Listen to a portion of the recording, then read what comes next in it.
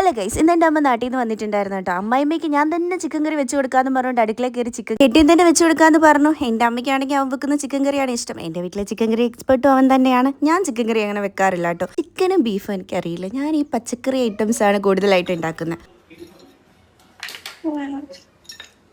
എൻ്റെ ബൗളും പൊട്ടി ചേച്ചി ഇറക്കാൻ എനിക്ക് ദേഷ്യം വരുന്നുണ്ട്. നാളെ എനിക്ക് ബൗള് മേടിച്ചു തന്നില്ല ഉണ്ടല്ലോ ഒരുത്തരം അടുക്കളയില് എന്തോന്ന് ഉണ്ടാക്കണ്ട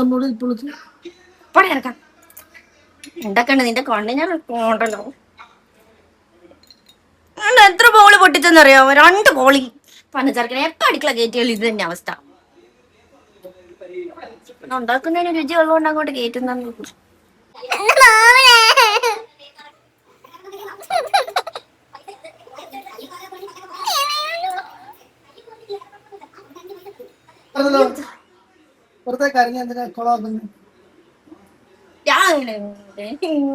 ഞാൻ ആഗ്രഹിച്ച് മോഹിച്ച് വീട്ടിൽ നിന്ന് എടുത്തോണ്ട് വന്ന എന്റെ ബൗള്, 2 ബോൾ, ഒരു വലിയ ബോൾ, ഒരു ചെറിയ ബോള് പൊട്ടിച്ചു.